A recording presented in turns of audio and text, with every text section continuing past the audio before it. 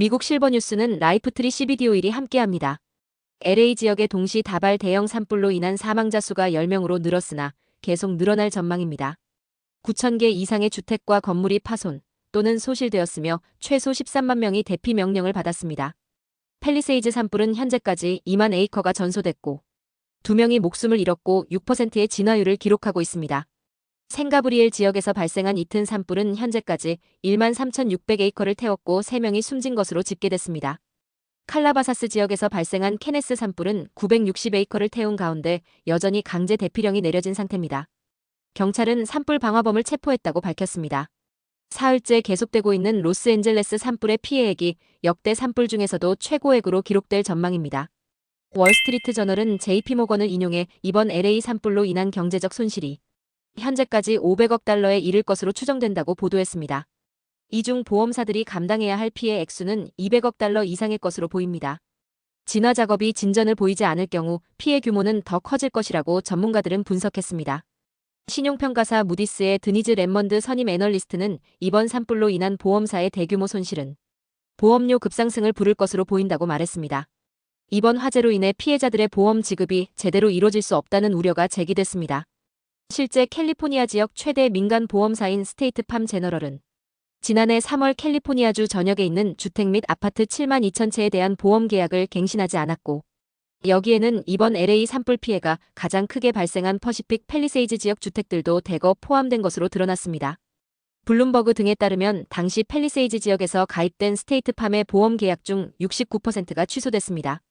민간 보험사에서 거부된 가입자들의 캘리포니아 주 정부가 운영하는 페어 플랜에 가입했지만 주 정부 보험이 이번 LA 화재 피해를 보전할 만큼의 충분한 재원과 시스템, 인력이 부족하다는 지적도 나오고 있습니다. 도널드 트럼프 대통령 당선인이 오늘 성추문 입막음돈 지급 관련 사건에서 유죄는 인정되나 처벌은 받지 않는 무조건 석방 선고를 받으면서 취임을 열흘 앞두고 자신을 둘러싼 형사재판에 거의 마무리 지었습니다. 뉴욕주 1심 법원인 맨해튼 형사법원의 후안 머천 판사는 오늘 선고 공판에서 성인 영화 배우와의 성관계 의혹 폭로를 막으려고 입막음 돈을 지급하도록 하고 관련 회계 기록을 조작한 혐의로 기소돼 유죄 판결을 받은 트럼프 당선인에게 무조건 석방을 선고했습니다. 머천 판사는 유죄로 인정된 트럼프의 혐의들이 심각하며 배심원단의 유죄 판결을 존중하는 것이 중요하다고 느낀다고 전제한 뒤 무조건 석방이 이 땅에서 가장 높은 직책을 잠식하지 않는 유일한 선택지라고 설명했습니다. 세계적으로 미래의 경제 상황에 대한 비관론이 확산하는 것으로 나타났습니다. 여론조사기관 퓨리서치 센터가 실시한 여론조사에 따르면 자녀 세대가 부모 세대보다 가난할 것이라고 답한 비율이 가장 높은 것은 프랑스는 81%였고 영국과 이탈리아가 각각 79%로 뒤를 이었다. 또 캐나다 78%와 일본 77%, 미국 74% 등 미래의 경제 상황을 비관적으로 예상했습니다. 반면 인도의 경우 자녀 세대가 부모 세대보다 부자가 될 것이라고 답한 비율이 75%, 방글라데시 73%와 인도네시아 71%, 필리핀 70%도 미래 경제 상황에 대한 낙관적인 예상이 우세했습니다. 한국 뉴스입니다. 박종준 대통령 경호처장은 경찰 출석에 맞춰 사의를 표하고 물러났습니다. 대통령 안전 확보에 신명을 바칠 거라고 밝힌 지 닷새 만에 박종준 대통령 경호처장이 자리에서 물러났습니다. 경찰의 3차 소환 통보에 출석하며 최상목 대통령 권한대행에게 사직서를 제출해 수리된 겁니다. 대통령 경호처는 김성훈 차장 직무대행 체제로 전환되는데 경찰의 체포영장 재집행 대응에는 문제가 없다는 입장입니다. 김 차장은 야권에서 김용현 라인으로 불리며 지난 체포영장 집행 과정에서 강경 대응 기류를 주도한 것으로 지목되기도 했습니다. 체포영장 재집행과 관련해 경찰이 압박 수위를 높이는 상황에서 그동안 주도적으로 영장 집행을 막아온 박 처장이 물러나고 김성훈 차장과 기타 본부장들도 소환을 앞두고 있기 때문입니다.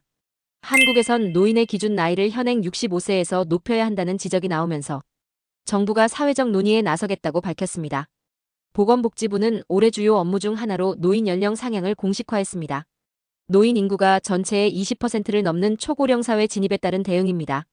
현재 법적으로 노인의 기준은 65세, 지난 1981년 제정된 노인복지법이 근거인데 당시 기대 수명은 66.7세였습니다. 지난해 기대 수명은 84.3세로 17.6세나 늘어났는데 노인 기준은 44년째 그대로입니다. 지난해 발표된 노인 실태조사에서도 노인으로 생각하는 연령 기준은 평균 71.6세로 나타났습니다. 노인 기준 나이를 올릴 필요가 있다는 데는 공감대가 있지만 구체적인 나이 결정에는 난항이 예상됩니다. 특히 노인 연령 상향은 현행 60세 이상인 정년 연장 문제와도 직결됩니다. 끝으로 날씨입니다. 남부 캘리포니아 오늘도 산타에나 바람 불겠습니다. LA와 오렌지 카운티는 낮 최고 기온은 70도, 밤 최저 기온은 48도 예상됩니다. 밸리와 인랜드 엠파이어 지역 낮 최고 기온은 70도, 밤 최저 기온은 39도 전망됩니다. 해안가 지역은 낮 최고 기온 65도, 밤 최저 기온 48도 예상됩니다. 산간 지역 낮 최고 기온은 49도, 밤 최저 기온은 19도, 사막 지역은 낮 최고 기온은 65도, 밤 최저 기온은 30도 전망됩니다. 오늘의 뉴스 읽어드렸습니다.